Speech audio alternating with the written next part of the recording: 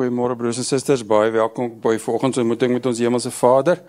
Vanoggend, ek dink julle soos op die nuusbrief ook gesien het, vanoggend Hervormingssondag, wanneer ons ook terugdink aan die reformatie, Martin Luther en Calvin hulle, ook wat ons gemeente en ons kerk as gereformeerde kerke ook van ontstaan het. Dominee Pieter het afnaweek, maar het lyk vir ons, ek kyk na ons getalle, almal het afnaweek gevat saam met Dominee Pieter. Ek weet nie of hy die diens daaronder het nie, maar ons hoop dat hy ook sy afnaweek sal geniet. Welkom elkeen van julle wat aanlyn ook later vandag by ons aansluit. Ons hoop ook dat julle die Hemelse Vader se teenwoordigheid ook so deur die aanlyn opname sal beleef. Baie welkom elkeen van julle wat vir die eerste keer hier by ons is. Nou ek het julle name vergeet, moet verskoon. Ek is baie sleg met name. Maar die mense wat hierso sit, het eergister van die vliegtuig afgeklim. Dis varser in Australië, kan jy nie kry as hulle nie. Baie welkom. Hulle lê nog in jetlag. En dan daar agter sien ek is nog mense wat vir die eerste keer by ons is. Baie welkom. Dis vir ons lekker dat julle hier by ons is.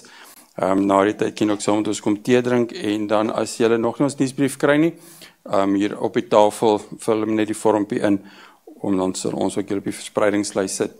Kategese na die erediens, soos gewoonlik, jong groepies gaan saam met Tannie Nicolien uit, en dan die volgende groepie ook saam met Tannie Elise.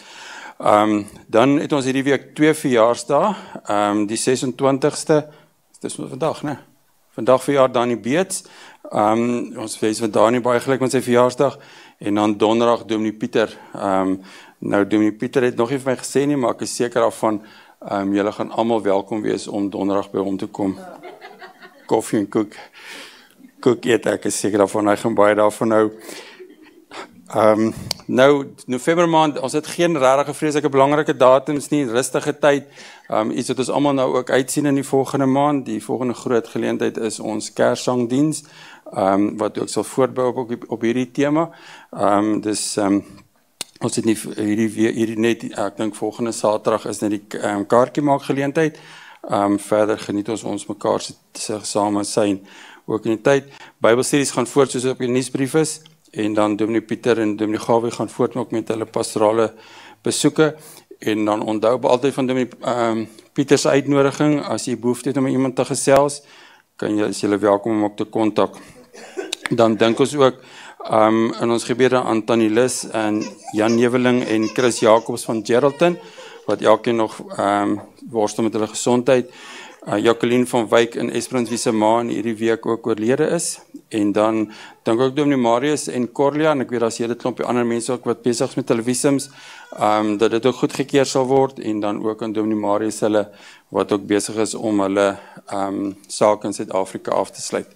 So dan is dit vir my lekker om weer Dominee Gawie by ons te verwelkom. Dankie Dominee Gawie.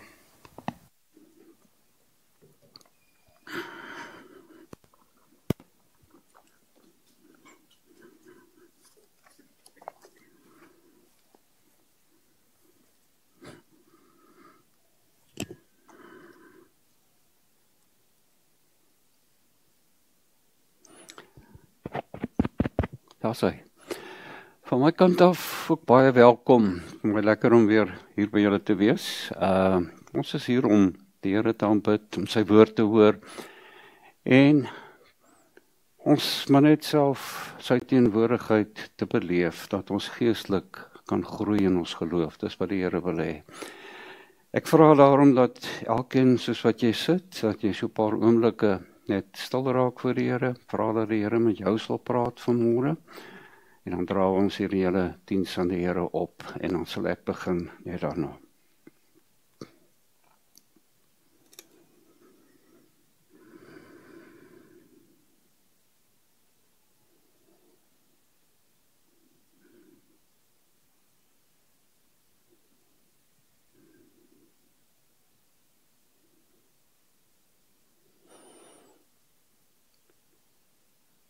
Ons begin, ons voortsetting en ons volëinding is in die naam van die drie-enige God, Vader, Seun, Heilige Gees.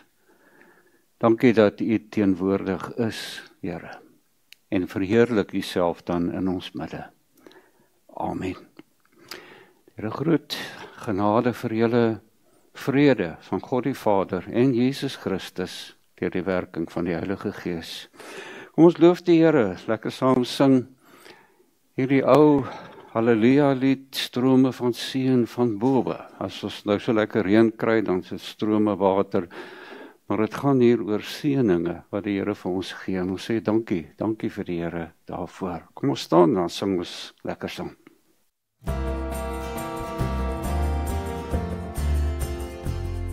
Strome van seën van bowe, dit het die liefde beloof. Heerlike tyd van verkwikking, vloei uit ons heiland en hoop. Strome van seën, gee van die volheid ons weer. Reeds val die druppels gedurig, skenk ons die strome, o Heer. Strome van seën van bowe, daal met verfrissing tans neer. Skenk uit die hemelse volheid, skenk ons 'n oorvloed, o Heer. Strome van seën, gee van die volheid ons weer. Reeds val die druppels gedurig, skenk ons die strome, o Heer. Strome van seën van bowe, hier laat hul vloei in elk oord. Skenk die belofte verkwikking, om en bevestig die woord. Strome van seën, gee van die volheid ons weer. Reeds val die druppels gedurig, skenk ons die strome, o Heer. Strome van seën van bowe, gee dit al voller, o Heer. Dorstig en biddende wagons, word hier verheerlik, o Heer. Strome van seën, gee van die volheid ons weer. Reeds val die druppels gedurig, skenk ons die strome, o Heer. Reeds val die druppels gedurig, skenk ons die strome, o Heer. Dit gaan oor die genade, as hy Genade onbeskryflik goed, het U aan my bewys.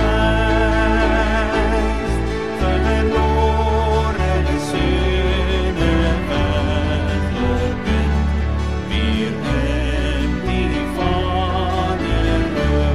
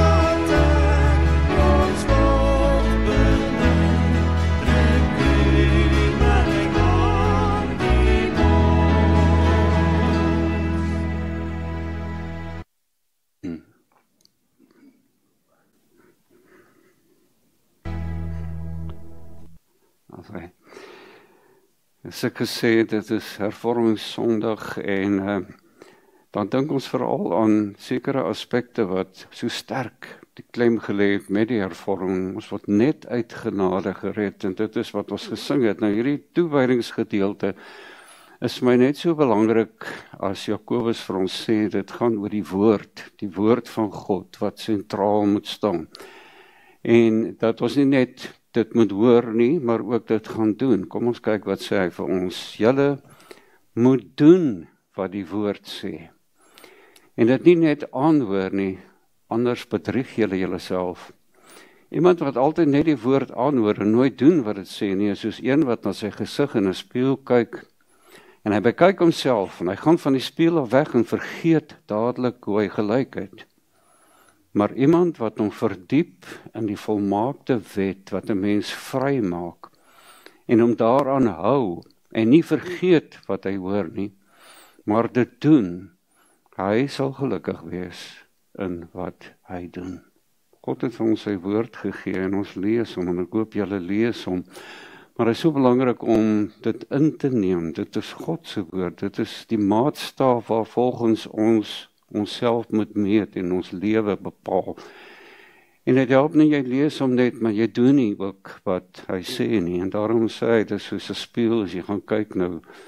Ek dink enigeen van ons as jy in die spieël gaan kyk en jy sien daar's vuil plekke op jou gesig, dan gaan jy dit skoonmaak. En dit is wat die woord wil hê ons moet doen. Die woord moet so sentraal in ons lewe wees dat ons lewe inrig daarvolgens en daarvolgens dan gaan doen, soos by die Here sê. Jakobus dan sê hy, dit gaan oor die volmaakte wet wat 'n mens vrymaak.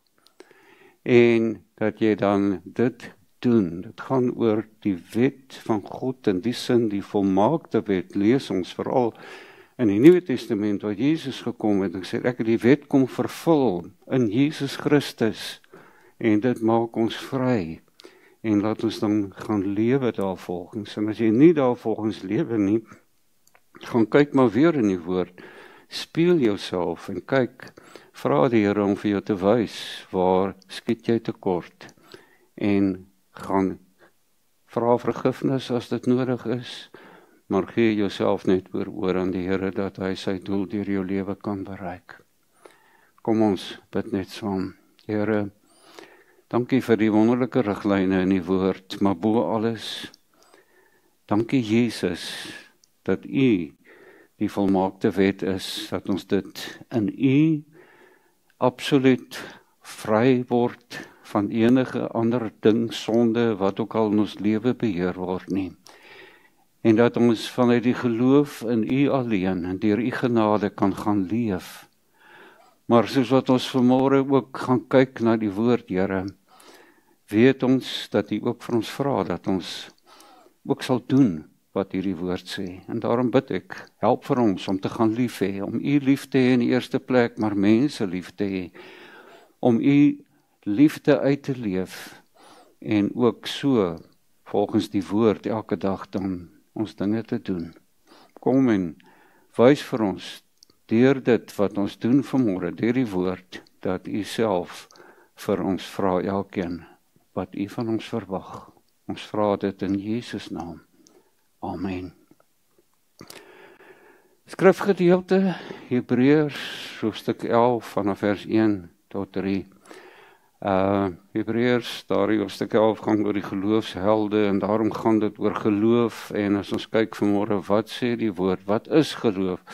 Wat is geloof? En as ons kyk na die hervorming, dan gaan dit oor geloof in Jesus Christus en geloof alleen wat jou red, nie enige ander dinge wat jy doen en tradisies en dinge waarin jy vashou nie, maar dit gaan om hierdie geloof. Kom ons lees, wat is geloof? Om te glo is om seker te wees van die dinge wat ons hoop. Om oortuig te wees van die dinge wat ons nie sien nie. Daai sekerheid, daai oortuiging te hê wat God alleen vir jou kan gee en dit in jou hart te wees. En dan gaan die Hebreërskrywer verder en sê, dis immers vanweë hulle geloof dat daar oor die mense van die oudheid met soveel lof getuig is.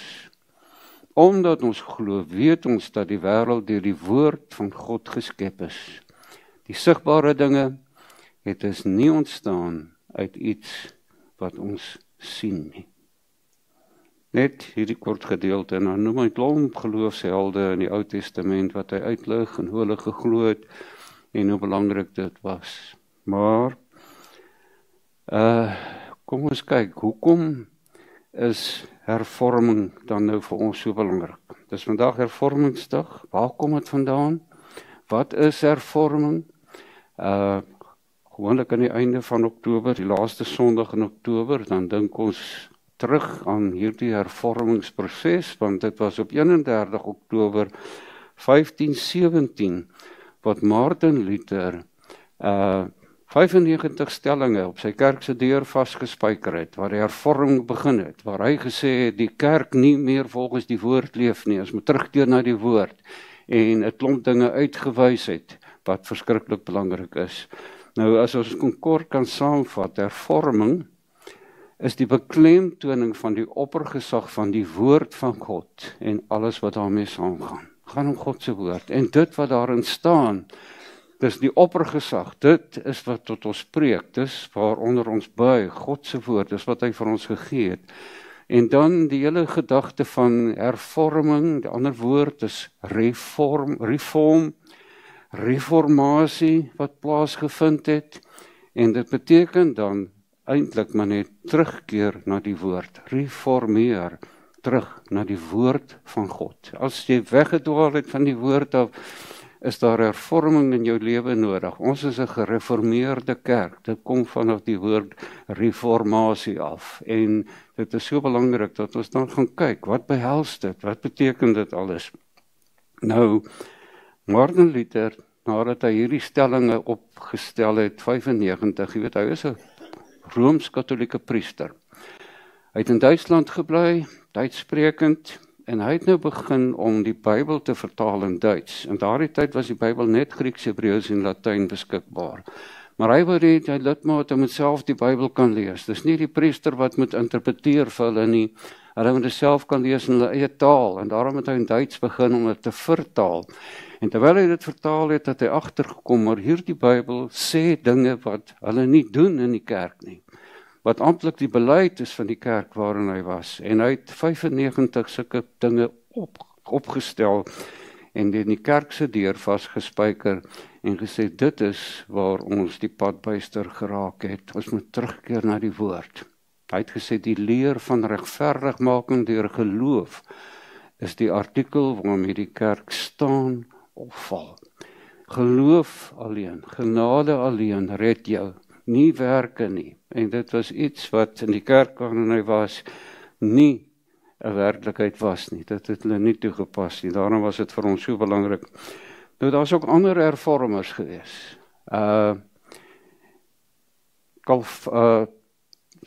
Vader Augustinus, ons lees baie van hom, hy word genoem die teoloog van genade. Hy het genade so verskriklik beklemtoon, genade alleen. En dan kry jy mense soos Zwingli, Calvin en ander, en hulle het dit verder gevat en gesê, nie net genade nie, maar genade in Christus. Ons kan nie net praat van genade nie, dan verstaan mense dit nie altyd nie, maar dit gaan om Christus saam met hierdie genade. En eintlik is dit in die Bybel so mooi saamgevat in Efesiërs, uit genade is julle gered deur die geloof, dit nie uit julle self nie, dit is die gawe van God. Lees dit weer, uit genade is julle gered deur die geloof, nie uit julle self nie, dit is die gawe van God. Die geloof, nie geloof in enige iets anders nie, maar die geloof beteken geloof in Jesus Christus, en dit is dan wat jou red. So die basis van enige redding, van die verlossing is geanker in die afgehandelde werk wat Jesus Christus vir ons aan die kruis gedoen het. Dis die kern van die hele evangelie. So geloof beteken maar net om met jou leë hande voor God te gaan staan, en God wat sy hand uitsteek na jou toe vas te gryp, en dit vas te hou, en te sê, ek glo in hierdie Jesus, in hierdie God, hierdie Jesus wat vir my gesterf het. Dit is die kern waarin dit gaan in die hele Bybel. Nou hierdie hervormers het 'n stryd gehad. Baie mense besef dit nie. Hulle het baie teenkanting gekry. Martin Luther self is geëkskommunikeer uit sy kerk uit. Hy moes gaan wegkruip, vlug. Ander van die hervormers het op die iemand soos William Tyndale het op 'n brandstapel moes sterf ter wille van sy geloof. Dis iets wat ons nie altyd besef nie. Daar was martelare gewees wat hierdie hervorming, hulle was so sterk op die woord van God, dat dit die enigste maatstaaf moet wees, dat hulle al hierdie teenkanting gekry het en baie swaar dinge beleef het. Nou vra mense altyd nou, waarteen is hierdie besware gebring? Wat was dan die dinge wat so verkeerd was in die kerk? Nou ek het net 'n paar gelys hierso. Martin Luther het 95 teen sy kerk se deur vasgespijker daar in Wittenberg en vir die mense gewys waar ons weggedwaal het. Die grootste ding waarteen baie van hulle en veral Martin Luther dan ook beswaar gemaak het, is die aflate. Weet julle wat is dit? Dit is as jy gesondig het, dan kon jy gaan na die kerk en dan kon jy jou sonde bely het teenoor die priester en dan het die priester vir jou 'n aflaatbrief gegee wat sê, dit is 'n kwitansie dat jou sonde nou vergewe is. En jy moes betaal vir daardie brief. So jy kon betaal en dan kan jou sonde vir jou vergewe word. En jy het 'n bewys daarvan is hierdie aflaatbrief. Nou ons sal net nou kyk, dit is onmoontlik dat iemand kan jou sonde vergewe, dit is net Jesus Christus, nee. En op hierdie manier, iets wat in die kerk was, wat hy uitgewys het, wat heeltemal verkeerd was. Tweedens was die transsubstansiasie leer wat die kerk geleer het. Nou dis 'n groot woord, maar dit gaan maar net daaroor, dit gaan dat die kerk het geleer, Jesus is in werklik teenwoordig tydens die mis. Nou die mis is die nagmaal en dis wat ons nou vandag ook gaan vier. Hulle leer letterlik dat jy eet die liggaam en die brood van Jesus. Die liggaam en die liggaam en die bloed van Jesus as jy die wyn en die brood eet. Dit is wat hulle sê. Maar ons sê Jesus het alles afgehandel. Dis 'n afgehandelde werk aan die kruis. Jesus is in gees hier teenwoordig by ons, ja. En deur geloof gebruik jy die nagmaal en kry deel aan Jesus se sterwe. Maar dit is nie sy liggaam en sy bloed wat geëet word nie. Die derde ding, sondige mense is verhef tot middelaar met God. Dat jy kon gaan na die priester en die priester het gesê, maar ek vergewe nou jou sonde. So, jy bely jou sonde teenoor die priester en hy sê, jy's vergewe. So sondige mense kan dit nie doen nie, net Christus alleen kan dit doen. Die vierde een, verlossing deur goeie werke. Nou, die kerk het gesê 50% genade, 50% werke. Geweldige klem gelê daarop. Tot vandag toe is daar baie kerke wat nog baie klem lê op die goeie werke, maar ons sal net nou kyk, goeie werke is noodsaaklik, dit is nodig, maar dit is nie nodig vir jou verlossing nie, maar is nodig uit gehoorsaamheid aan die Here. Ons sal net nou 'n bietjie meer daarop ingaan. Volgende ding wat hulle geglo het en waarteen beswaar gemaak is, die vagevuur na die dood. Het is geleer dat as jy gesterwe het, dan gaan jy in 'n plek waar jy in 'n vagevuur is, en jy wat jou geliefdes wat agtergebly het, kan vir jou geld kom betaal vir die kerk, en hulle kan bid, dat jy deur hierdie vagevuur gaan, en dat jy nie in die hel sal beland nie, maar wel by Jesus Christus. Dit kry ons nie in die Bybel nie. Volgende een, Maria en ander heiliges kan vir ons intree by God. Dat jy kan bid, en in die kerk, in die ons katholieke kerk is daar dan ook mense wat as heiliges verklaar het, en hulle sê dat jy kan ook vir hulle bid en vir hulle vra, tree vir jou in by God, soos dieselfde as vir Maria. So, dit is dan hierdie goed wat uitgewys is, kerngedeeltes daarvan wat ons sê nie in die skrif is nie, ons kan nie daarmee voortgaan nie, en wat die hervorming dan momentum gegee het, terug na die woord van God alleen. Nou het ek net gewonder, as dit vandag sou gebeur dat jy moet opstaan vir die Here en regtig getuig oor die woord en dat die woord in gedrang kom, is ons bereid om hierdie selfde pad te loop as die martelare, as dit van ons vereis sal word. Ook as jy self agterkom dat jy glo dinge wat nie in die woord is nie, is jy bereid om self ondersoek te doen in lig van die woord, om gedurig self te gaan toets en te kyk, leef ek nog volgens die woord van God? Is dit regtig wat ek doen? Weet, vandag is daar soveel leringe, as ons gaan lees, van wat kerke bely, en wat kerke sê, en wat mense sê, dan wonder mens, is dit nie nodig dat 'n mens absoluut weer net terugkeer na die woord, en seker maak dat ons by God se woord is, ook in ons eie lewe nie. As ek kyk na wat kerke sê, om maar net 'n paar dinge te doen, rondom die prosperity gospel vandag, rondom slain in the spirit, wat hierdie goed wat gebeur, is dit volgens die woord, is ons bereid om ondersoek te doen, en te kyk, is dit regtig, as mense verskillende dinge sê, wat hulle glo, is ons bereid om dit te gaan ondersoek uit die woord uit. In ons eie geskiedenis weet ons dat in Suid-Afrika kerke selfs dinge soos apartheid gesanksioneer het vanuit die woord. Is dit regtig die woord? Het dit regtig dit gesê? Is ons regtig besig met die woord alleen? Dat ons absoluut sal seker maak, dit is wat die woord sê. En jy weet, as ons kyk na die Bybel, dan moet ons baie belangrik onthou, daar sekere dinge wat absoluut is. Absoluut, jy kan dit nie verander nie, maar daar sekere dinge wat relatief is. En om 'n voorbeeld te noem, as Paulus sê in die ou vertaling, groet mekaar met 'n broederlike kus, dan beteken dit nie, ek moet nou elkeen so gaan vasdruk en groet nie. Dit is 'n relatiewe manier om te groet. Dit was 'n kulturele gebruik van daardie tyd. En daarom kan ons nie dit voorskryf vandag dat ons dit dieselfde moet doen nie. Maar daar is absolute dinge wat ons glad nie kan verander nie. En daarom is dit nodig dat ons die skrif sal bestudeer, dat ons seker maak dat die mense wat die woord verkondig, kennis het van die skrif en dat dit die waarheid is wat ons hoor. Maar kom ons kyk nou, waarin glo ons? Ons sê ons is 'n gereformeerde kerk. Ons het gereformeer. Ander woord, ons praat van protestantse kerke, met 'n gereformeerde belydenis.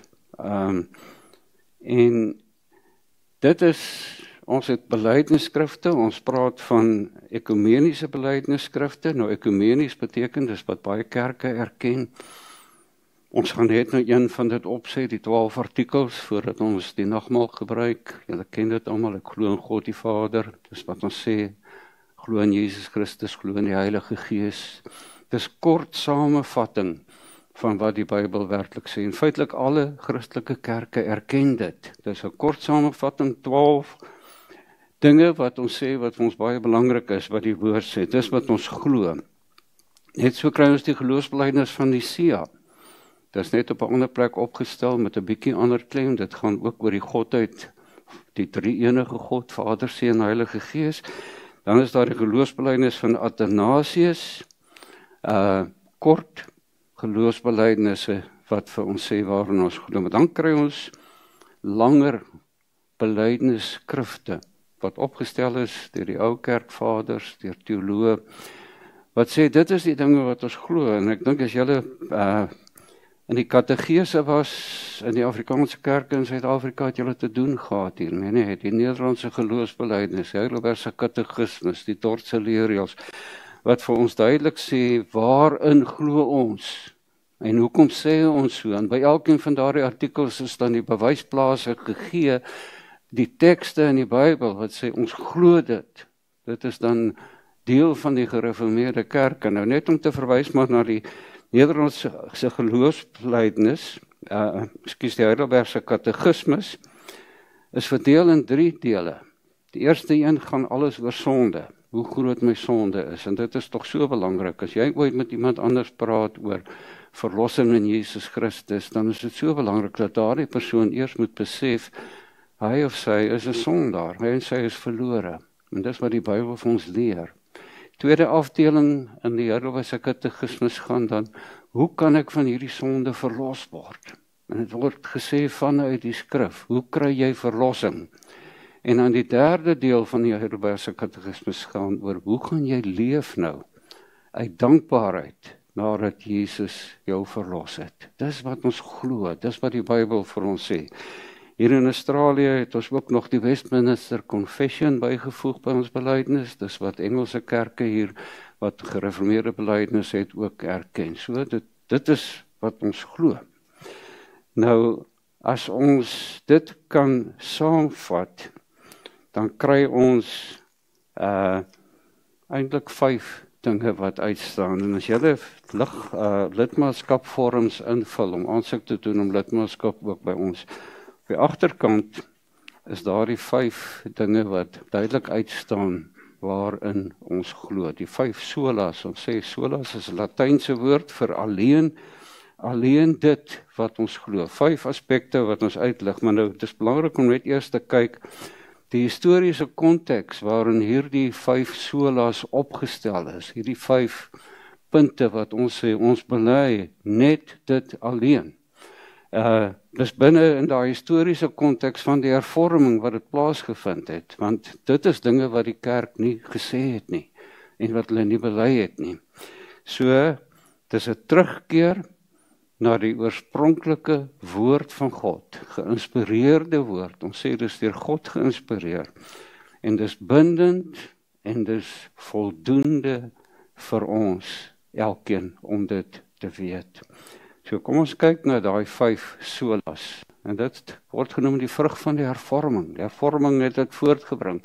Dis die dinge, en ek het my katekesant nog altyd gesê, die kategese klas, as jy by 'n kerk kom, gaan kyk of hierdie 5 dinge deel is van hulle statement of 5, van dit wat hulle bely. En as jy sien dat hierdie 5 dinge deel is daarvan, dan kan jy weet, dis 'n kerk waar jy met vrymoedigheid kan aansluit. En die eerste een is sola scriptura, dis nou alles die Latyn, met langsaan staan die Afrikaans. Dit gaan om die woord alleen. Nie tradisies of enige iets anders nie. God se woord. En ek weet nie of ons genoeg met die woord nog omgaan vandag nie. Lees jy dit elke dag? Leer ons vir ons kinders om dit te lees. En ek weet baie mense hou daarvan om dagstukkies te lees. Dis niks verkeerd nie. Maar neem liewer die woord self en lees dit, dat jy kan sien wat sê God vir ons in die woord. Om maar net tekste te wys wat vir ons sê hoe belangrik dit is. Psalm 119. U woord is die lamp wat my die weg wys, die lig op my pad. Dis God se woord. Hy wys vir ons wat is die regte pad. Tweede teks, daar staan geskrywe, en dis wat Jesus gesê het, 'n mens leef nie net van brood nie, maar van elke woord wat uit die mond van God kom. So belangrik, die woord. Nog 'n teks, die hele skrif is deur God geïnspireer en het groot waarde om die waarheid te onderrig, dwalinge te bestry, verkeerdhede reg te stel, 'n regte lewenswyse te kweek, sodat die man wat in diens van God staan, volkome voorberei en toegerus sal wees vir elke goeie werk.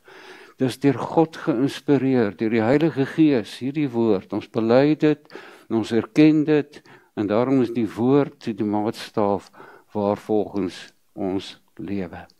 Nou dit is die eerste sola. Die tweede een is sola gratia, genade alleen. Nou genade beteken ons gratis, nee. Ons kry dit verniet. Jy kan dit nie verdien nie. Jou verlossing kan jy nie verdien nie. Goeie werke kan dit nie vir jou gee nie. Jy kan nie daarvoor betaal nie. Jy kan dit nie verwerf nie. En om enkele tekste maar te wys wat dit vir ons sê, Efesiërs 2 vers 8, want uit genade is julle gered deur die geloof, nie uit julleself nie, dit is die gawe van God. Jy kan niks doen om daai verlossing te kry nie. God gee dit vir jou verniet. En God werk nog die geloof binne in jou om dit te aanvaar en dit dan jou eie te maak. Nog 'n teks. Almal het gesondig en het nie deel aan die heerlikheid van God nie. Maar hulle word sonder dat hulle dit verdien, op grond van sy genade, vrygespreek vanweë die verlossing deur Jesus Christus. Jesus het alles gedoen. Hy het vir ons gesterf aan die kruis, vir ons sondes, en op grond daarvan word jy vrygespreek, nie op dit wat jy doen nie. Volgende een, dis die derde sola, ek het gesê daar's 5. Sola Christus. Gaan net oor Christus, nie oor enige iemand anders nie. Hy is die verlosser, wie is hy? Hy is God, wat mens geword het, 'n mens sonder sonde, en hy is gestuur, sodat hy vir ons sondes kon kom sterf aan die kruis, en daar het hy vir ons volkome versoening tussen ons en God bewerkstellig. Kyk na die tekste. In Timoteus 2 vers 5, en daar is een God en een middelaar tussen God en die mense, die mens Christus Jesus. Dis net deur Jesus wat ons by God die Vader uitkom. En dit het Jesus self gesê in Johannes 14, ek is die weg en die waarheid en die lewe, niemand kan na die Vader gaan behalwe deur my nie. Slegs deur Jesus Christus is daar verlossing, nie op enige ander manier nie. En as enige kerk of iemand dit vir jou sê, daar's ander maniere, of selfs vir jou sê, jy het Jesus nodig plus nog iets, dan is dit nie volgens die woord nie. En dan die vierde een, sola fide, geloof alleen. Maar dan bedoel ons geloof nie net as verstandskennis nie net om te sê, ja, ek glo daar is 'n God nie, en ek glo Jesus het gesterf nie, maar dit gaan om veel meer, nee. Onthou die Bybel sê vir ons, die duiwels glo ook, Jakobus 2, die duiwels glo ook, maar hulle sidder, want hulle weet God is daar. Hulle glo ook in God, maar dit is nie daardie geloof wat dit van ons vra nie. Dis die saligmakende geloof, om op Jesus Christus alleen te vertrou, vir jou verlossing. Dit is die geloof wat jou red. Kyk tekste. Johannes 6 vers 47, dit verseker ek julle, wie in my glo, het die ewige lewe. Dit is wat Jesus sê. As jy glo in Jesus as jou verlosser, dan sê die woord vir jou, dan het jy die ewige lewe. Hebreërs 11 vers 5, as 'n mens nie glo nie, is dit onmoontlik om te doen wat God wil. As jy nie glo nie, kan jy lewe, jy kan goeie dinge doen, goeie werke, maar dan is dit bloot humanisties. Maar as jy glo, dan doen jy wat God wil, dan is dit moontlik dat hy dit doen. So, die laaste een dan, die laaste van die 5, soli deo gloria, aan God alleen die eer. Dis net aan God wat ons alleen die eer gee. Daar kan nie 2 here dien nie, net God alleen moet gedien word. En om nou maar teksvers te gee, 1 Samuel 2 vers 30, die een wat my eer, sal ek eer, en die een wat my minag, sal ek minag. En dan hierdie pragtige teks, Romeine 11 vers 36, uit hom, deur hom en tot hom is alle dinge.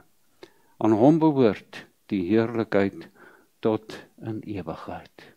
Wonderlik dat 'n mens dit kan sê. Al die eer gaan aan God. Nou, as jy nou al hierdie dinge gehoor het, wil ek vir jou vra, glo jy volgens die Bybelse geloof? En verder dan, wat glo jy? Is jy seker daarvan dat jy glo? Want dit is hoekom ons in kategese met kinders 'n lang pad loop, dat hulle kan weet waarin hulle glo, as hulle kom staan hiervoor en belydenis van geloof aflê om te kan sê, ek glo in Jesus Christus. Hy is my verlosser. Hy het vir my gesterf. Hy gee vir my die ewige lewe.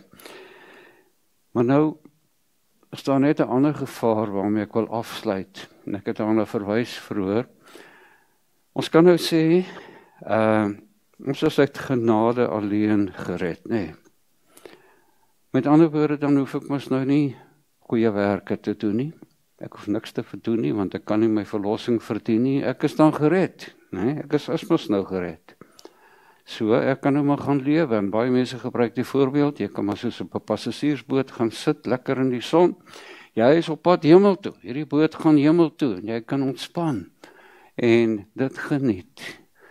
Maar aan die ander kant kry jy 'n oorlogsboot, waar die bemanning besig is om voor te berei vir oorlog, die skip aan die gang te kry, hierdie skip is ook op pad hemel toe, hulle is nie passief nie, hulle is besig. En dit is wat God tog van ons vra. Want as jy gaan sit en niks doen, dan lei dit tot passiwiteit. As jy sê, ek is gered, so, daar's was niks wat ek verder hoef te doen nie.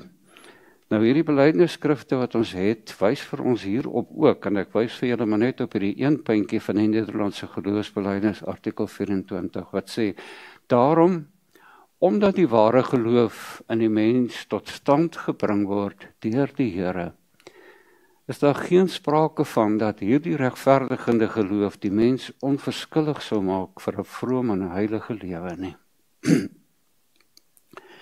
Kan hy aan? Inteendeel, sonder die regverdigende geloof sou hy nooit iets uit liefde tot God doen nie. Met ander woorde, uit liefde tot God moet jy wel iets doen.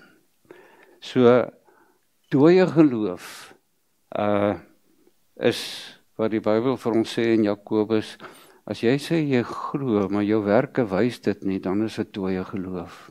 Jou werke moet dit wys, jou dade moet dit wys, anders is dit nie egte geloof nie. Maar jy doen nie daardie dinge, dis nie die grond vir jou saligheid, dat jy dit doen nie. Maar ons mag dit nie nalaat nie. Dit is so belangrik, dat ons sal gaan werk vir die Here, sal gaan leef vir die Here, dat ons 'n getuienis uitleef. Ons doen hierdie dinge nie uit onsself uit nie, nie om daardeur ons verlossing te kry nie, maar volgens die woord, al hierdie dinge te gaan doen. So ons sluit af hierdie, deur ons goeie werke sê ons, dankie vir die Here, dankie vir die verlossing. Deur ons goeie werke verheerlik ons God, ons eer hom daardeur. Deur ons goeie werke vervul ons sy roeping vir ons, dis sy roeping, ons leef as sy kinders hier, ons eer hom, ons dien hom. En deur ons goeie werke leef ons liefde uit, ook teenoor ander. Daai medemens wat jy moet lief hê soos jouself. Deur jou goeie werke gaan jy God se liefde uitleef. Nou weer eens, as jy hierdie goeie werke doen net uit jouself uit, dan is dit humanisties.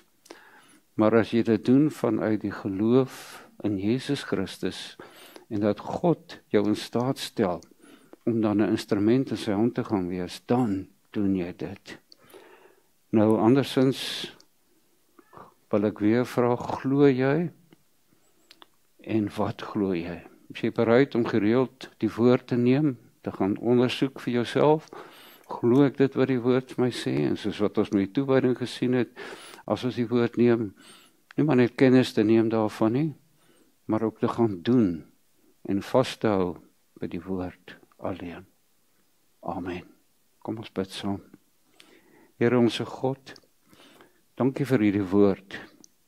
Dankie dat die woord vandag in soveel tale in die hele wêreld vertaal kan wees. Dankie Here dat U dit moontlik gemaak het en dat hierdie geïnspireerde woord deur die Heilige Gees tot elkeen van ons spreek. Dankie Here, ons weet dat toe die Emmausgangers nadat Jesus hier opgestaan het met U in gesprek was, het hulle gesê, toe Jesus met hulle gepraat het hulle harte brandende geword, deur die woorde hoor wat Jesus gesê het. Here, en ek bid dat U steeds sal gee, dat as ons die woord lees, dat ons harte brandende sal wees, dat ons dit sal inneem, dat ons U beleef, dat ons werklik hoor U praat met elkeen van ons, en dat ons dan volgens U krag, met U krag gaan leef, uit hierdie woord uit. Help vir ons om op te staan vir die woord, vir die waarheid, En ook dan vas te hou, want dit wat die hervormers vir ons gegee het, om maar net die woord van God ernstig op te neem en daarvolgens te leef elke dag. Maar ons bid, Here, dan dat die wêreld hierdie boodskap sal hoor, dat die wêreld nie maar net sal sê dit is sprokiesverhale nie, maar werklik sal erken dis God se woord, maar dat die Gees dit aan hulle openbaar, dat hulle dit kan weet, dat U spreek, en ons het soveel getuienisse van hoe dit al gedoen het, Here. Dankie dat U dit doen. Maar help dan dat die kerke, gelowiges, almal sal konsentreer op hierdie waarhede, dat het gaan om Jesus, dat het gaan om genade, dat het gaan om geloof, dat het gaan om God alleen te eer. Net U kom die eer toe in alles wat ons doen. Help vir ons dan om ons oë so gefestig te hou op U, Here Jesus. Daardie geloofshelde van Hebreërs 12, waarvan ons gelees het vir hulle gesê, en dis waarmee vanoggend ook begin is, Here, dat U stuur vir ons het 'n wedloop, ons hardloop, ons hou ons oog gefestig op U, en U is die volëinder van ons geloof. Dankie daarvoor. Help dan ook vir ons as kerk, Here, om kerk van Jesus te wees, hier waar U vir ons geplaas het, en dat ons hierdie liefde van U sal uitleef in die waarheid daarmee saam. Maar ons bid vir hulle wat nood het, ons het gehoor van siektes, Here, dat U self sal voorsien asseblief, gesondheid gee, verligting gee, dat U heling gee, U wat die almagtige God is. Here, dat die mense wat in hartseer is, sal uithelp, mense wat worstel met wiesems, dat U sal voorsien, al hierdie behoeftes, bring dit na U toe, wil U voorsien asseblief, en dankie dat ons dit kan vra, in die naam van Jesus. Here, en as ons aan die tafel gaan aansit, nagmaal gebruik, U dood herdenk, wil U op 'n besondere wyse ook met ons daardeur kom praat, dat ons dit sal beleef, ontmoeting weer met U en die geloof, en dat U vir ons kom versterk daardeur, sodat ons tot eer van U kan gaan lewe. Ons vra dit in Jesus naam. Amen. Ons het dan nou geleentheid om die nagmaal te gebruik, en as jy dit met vrymoedigheid kan doen, baie welkom, word jy uitgenooi. Vereistes is, jy moet glo in Jesus Christus, en jy moet weet waaroor gaan die nagmaal. En as ek baie kort maar net dit weer kan noem, ons het dit nou aangespreek in die woord vanmôre, Jesus het gesterf. Hy het verlossing gebring, en toe hy die aand voor sy dood, het hy daardie brood geneem en gebreek in die wyn, en gesê, dit is my liggaam, dit is my bloed, eet dit, herdenk dit altyd. Nou, ons doen dit niemand uit gewoonte uit nie, maar ons doen dit om daardeur weer bewus te word van wat Jesus vir ons gedoen het. Het is my altyd belangrik om te weet, waar kom dit alles vandaan? Jy weet, in die Ou Testament het die Jode, toe hulle uit Egipte uitgetrek het, daardie laaste nag het hulle die Pasga ingestel. Hulle moes 'n lam sonder gebrek, moes hulle neem, en daardie lam slag, en eet, maar die bloed van die lam het hulle aan die deurkosyne gesmeer, en daardie bloed het die dood weggehou van daardie huis in daardie nag. En God het vir hulle opdrag gegee, altyd met julle die Pasga vier, en terugdink hoe julle verlos is uit Egipte uit. En Jesus en sy disippels het in Jerusalem die aand voordat hy gesterf het, die Pasga gevier, dis wat hulle gedoen het. Maar toe het hy dit verander, en hy het gesê, ons dink nie meer terug aan die verlossing uit Egipte nie. Nou gaan dit om 'n ander verlossing wat ek vir julle bring. En daarom, as julle hierdie brood eet en hierdie wyn drink, dan dink julle aan my liggaam wat vir julle gebreek is en my bloed wat vir julle gestort is. Dit hou ook die dood weg. Dit gee vir ons die ewige lewe, nie die nagmaal nie, maar Jesus gee vir ons die ewige lewe, en ons herdenk dan dit wat Jesus vir ons gegee. Deur die geloof weet ek dat Jesus het regtig vir my sonde gesterf. Dis 'n werklikheid. En ek kan gaan leef om God te verheerlik met my lewe. En voordat ons dit dan gebruik, soos ek genoem het, is dit die gewoonte dat ons bely, ons sê weer vir die Here, ons glo in hom, en ek wil vra dat julle môre hardop saam met my sal doen, ernstig sal wees en sê, maar dit is wat ek glo. Kom ons sê dit dan, hardop.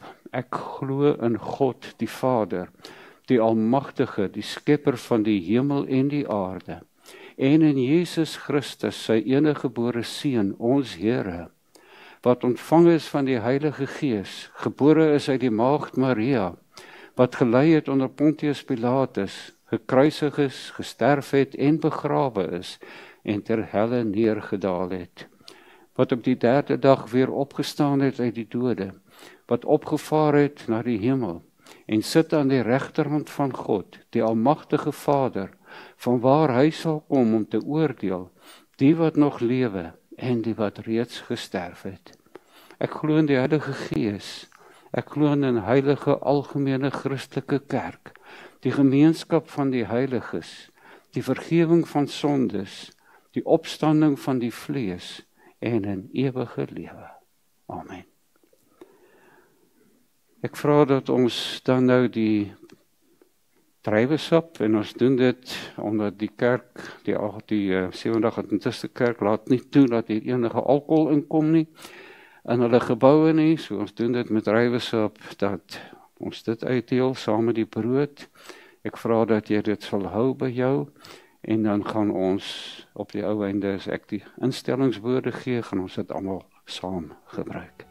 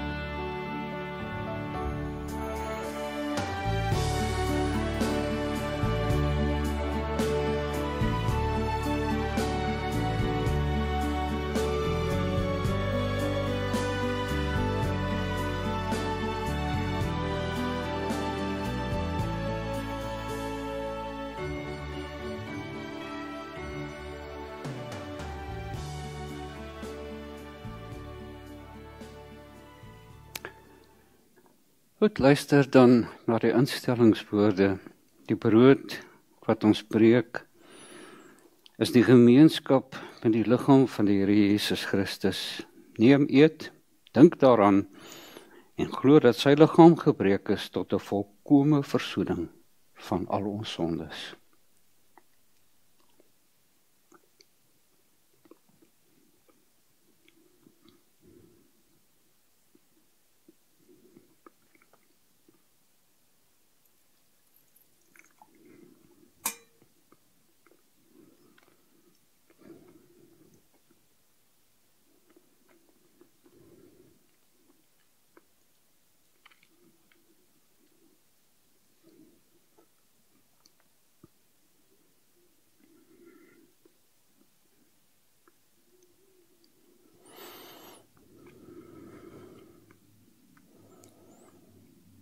Die beker van danksegging is die gemeenskap met die bloed van ons Here Jesus Christus.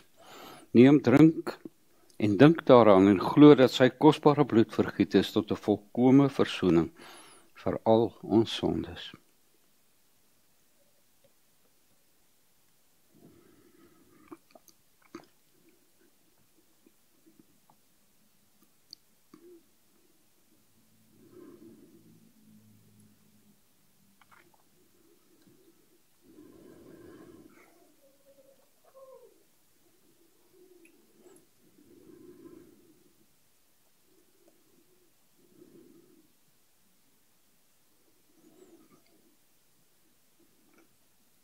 Kom ons dank die Here, en ek wil doen dit met hierdie woorde van Psalm 103, waarin ons saamstem as ons sê, ek wil die Here loof, met alles wat in my is wil ek sy heilige naam loof, ek wil die Here loof en nie een van sy weldade vergeet nie. Dit is hy wat al my sonde vergewe, wat my siekte genees, wat my red van die graf, my met liefde en ontferming kroon, wat my die goeie in oorvloed laat geniet. Barmhartig en genadig is die Here, lankmoedig en vol liefde. Hy sal ons nie ons sonde bly toereken en nie vir ewig toornig bly nie. Hy handel met ons nie volgens ons sondes nie, hy vergeld ons nie vir ons ongeregtigheid nie. Want so groot as die afstand tussen die hemel en die aarde is, so groot is sy liefde vir die wat hom dien. En so ver as die ooste van die weste af is, so ver verwyder hy ons oortredinge van ons af.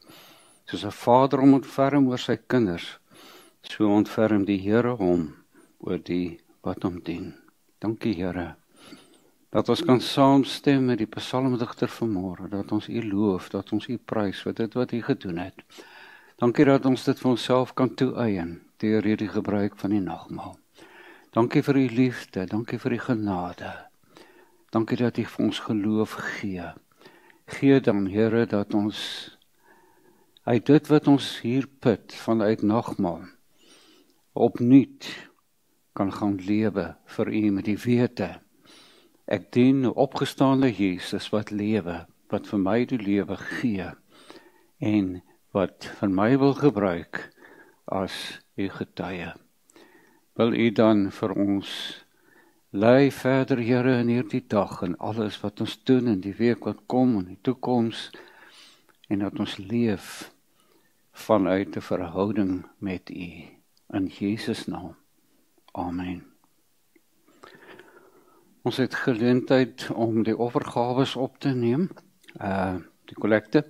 Ek wil vra dat ons die kelkies, mense weet nie altyd wat hulle daarmee moet doen nie, as ons uitstap, as jy dit miskien net vorentoe kan bring, dalk op die tafel neersit, of selfs in die kombuis neersit, maar dat ons dit nie los in die banke nie, asseblief.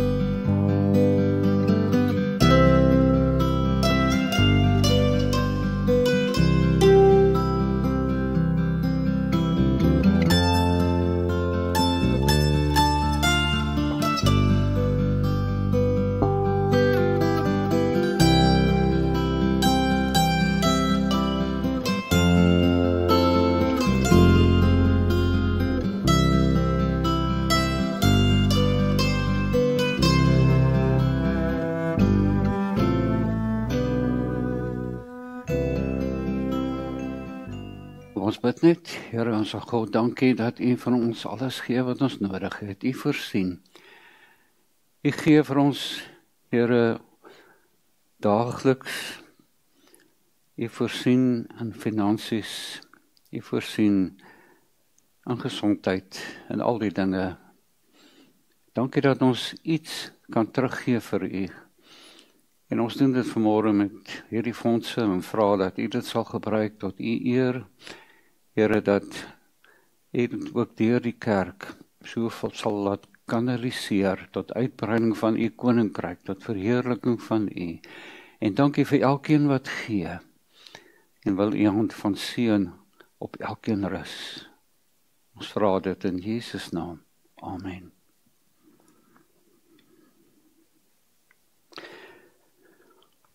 Ons afsluitingslied, slotlied,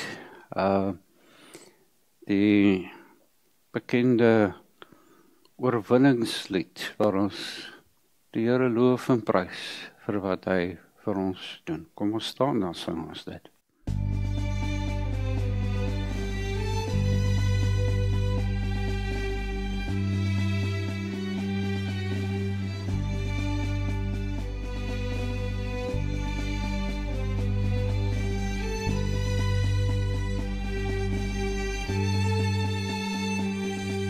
Ek sien in my gees die glorie en die almag van die Heer, die Allerhoogste, wat in liefde oor sy koninkryk regeer. Hy het beloof aan die einde, op die wolke kom hy weer. Hy is koning, hy regeer. Loof hom, prys hom, halleluja. Prys hom, halleluja. Loof hom, prys hom, halleluja. Hy is koning, hy regeer. Die Here is ons vesting wat vir altyd sal bly staan. Hy beskerm elke mens wat in geloof na hom toe gaan. Hy is ons skuiling, hy is ons wapen, hy het die vyand reeds verslaan. Hy is die rots wat ewig staan. Loof hom, prys hom, halleluja. Loof hom, prys hom, halleluja. Loof hom, prys hom, halleluja. Hy is die rots wat ewig staan. Om deel nou in ons loflied, hef jou hande op na bo, blaas basuine, slaan op dromme en kom dans voor God se oor. Kom leef in die oorwinning van sy woord, waarin ons geloof, want sy woord sal ewig staan. Loof hom, prys hom, halleluja. Loof hom, prys hom, halleluja. Loof hom, prys hom, halleluja. Sy woord sal ewig staan. Ek glo dat Jesus Christus weer sy bruid gaan kom haal. Ek glo die Vader het alreeds die dag en uur bepaal. Ek sien al klaar die feestelike hemelbruilofsaal en die tafel met ons bruilofsmaal. Die Gees en die bruid sê Maranatha. Die Gees en die bruid sê Maranatha. Die Gees en die bruid sê Maranatha. Kom Here Jesus, kom. Kom Here Jesus, kom. Kom Here Jesus, kom.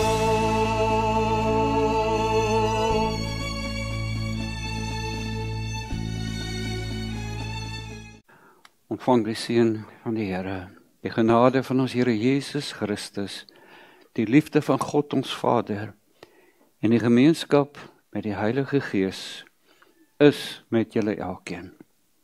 Amen.